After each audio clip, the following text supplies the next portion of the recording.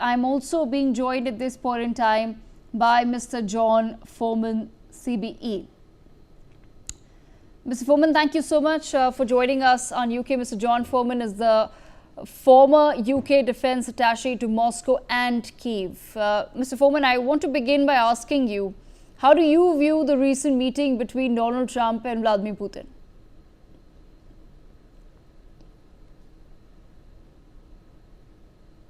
Well, I thought the spectacle of watching the American president hosting an indicted war criminal in Alaska was, as our previous Prime Minister said, Boris Johnson, nauseating. And I thought what was really clear was that it didn't actually deliver that much. So, I think Trump had lots of high expectations, the meeting on Friday, but actually we saw from the curtailed meeting, the cancelled lunch, the lack of question and answers, that not substantial progress was made. There was no progress on a ceasefire. There was no progress on a framework for a deal. There was no real move forward, I think. And it just struck me as all quite hasty, that the preparation had been inadequate to really mean that the meeting could come off strongly. So I think people said that actually Trump looked low energy at the end. Yes. And we had no commitment from Vladimir Putin for peace. So I thought it was a bit of a bust, to be honest. Okay, so if I have that clear, do you think or do you not think Donald Trump will be successful in bringing the Russia-Ukraine war to an end? Well, I mean, firstly, I'd give credit to Donald Trump for investing a lot of time and effort in his presidency. I mean, I think the war matters more to Russia than it does to the United States. And I think that Donald Trump sees Russia as a declining power. He sees Ukraine as a European problem. He sees it through a European lens. And he has put a great deal of effort in it. He's met Putin, he's hosted leaders yesterday, he's sent his envoy there, he's spoken to Putin loads of times. We've had meetings between the Russians and the Americans in Saudi Arabia. But I think landing a peace deal is going to be extremely difficult because Russia under Vladimir Putin has shown no sign of compromise for the last 3.5 years. And Putin's demands are very similar to they were last year. And what he really wants is Ukrainian capitulation. And he wants a reset of the European security architecture. And on the other side, Ukraine is fighting for its independence, its sovereignty, and its own territory, and doesn't want to give way to Ukraine, to Russia, to allow force to triumph. So, though I salute the efforts of the American president, I think the path is still very narrow and very twisty towards a final peace deal. Okay, Mr. Foreman, in the past, you've also argued that Russia's high casualties will not force them to the negotiating table. Why do you believe that human cost is so inconsequential? Well, I mean, I wrote an article for The Spectator over the weekend, and I was looking at, there's this feeling in the West, in particular, that once casualties went past 1 million, killed and wounded, that would change Russia's course. And I think, firstly, Russia and the Kremlin doesn't particularly care about the human toll. It's indifferent to the suffering, both of its own people and the suffering of the Ukrainians. I think the Kremlin thinks it's still got enough people coming in. It's recruiting enough people, which outweighs the casualties. It's spending a lot of money enticing new recruits in. So there's this enticement of volunteers to keep fighting.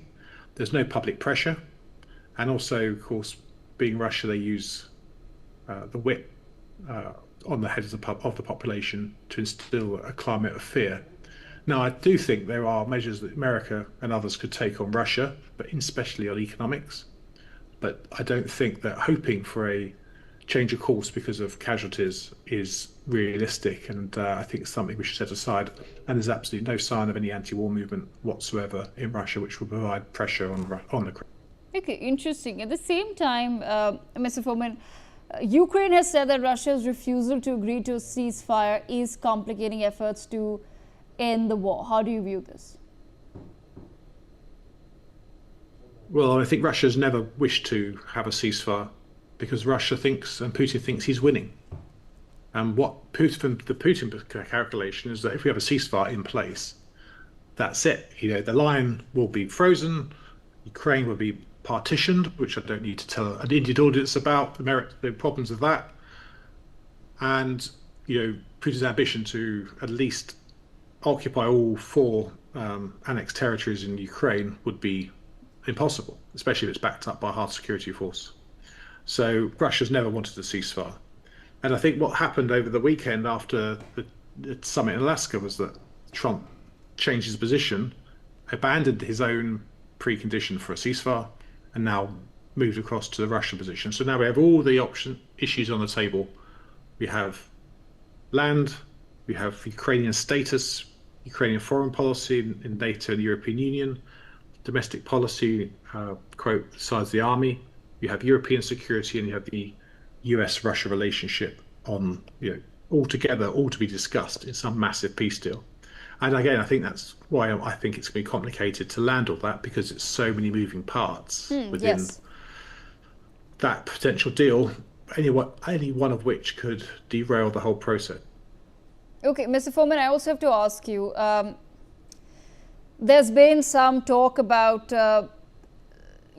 Ukraine giving up parts of its land. So what precedent do you think will be set if Donald Trump is successful in mediating the Russia-Ukraine war by convincing Ukraine to give up parts of its land? Well, I think first we should say that I think there will be a land for peace deal. And I thought the same for a year. And I've been on the record to say that Russia cannot conquer the whole of Ukraine, and Ukraine cannot kick the Russians out to the 2022 borders or 2014 borders. So unfortunately, there will be a messy, unsatisfactory compromise by both sides. That is the most likely scenario. But I think in compelling Ukraine to capitulate even more land, which Russia never occupied, would be very morally difficult.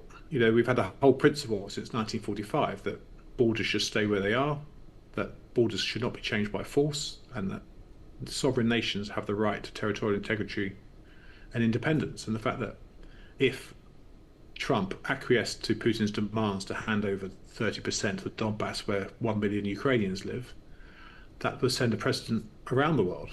Every country would be fearful of its borders because the American president rolled over, allowed Russia to gain more land without force. So I think it's a very primitive principle that might is right. It's something that the British went to war with twice in the 20th century, and there are many wannabe dictators around the world who are looking on what is going on in Ukraine and trying to work out what's going on. Okay, Mr. Foreman, and that brings me to my next question. What do you think will be the future of Volodymyr Zelensky as the leader of Ukraine? Yeah, I think it's up to the Ukrainian people. I mean, I don't think that he has any personal ambition to cling on to power. He's democratically elected. He said in the past that he'd be willing to sacrifice his own political position for peace. He's quite right that Ukraine cannot hold elections during a war because of the difficulties of getting votes. I mean, the British didn't hold elections during the First World War and the Second World War, and our democracy endured. So I think for his future I'm less concerned about his individual future, although I think he's been an absolutely inspirational leader for the last 3.5 years. It's really up to Ukrainians to decide his future in a democracy, and for the Ukrainian democracy not to be extinguished by. Right. Mr. Foreman, I also have to understand from you, how do you think the Russia-Ukraine war will be changing the landscape of defense within the EU, because several nations are now looking to become more and more self-reliant?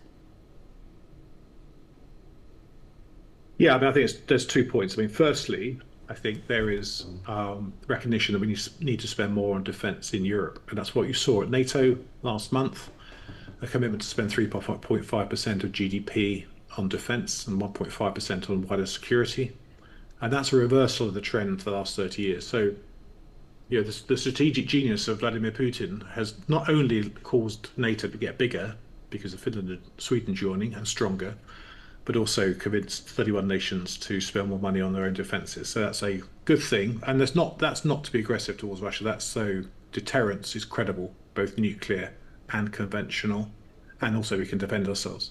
I think the second major impact is recognition that European defence industry is woefully inadequate. It's been run down for 30 years, and we see signs of that reversing now. And signs to become, should we say, slightly more self-reliant. But I think there's still a tension in some countries between buying American and buying European. I don't think that Europe will be able to replace the American defence industries on its own, and I think Europe will always end up buying a mix of European and American kit.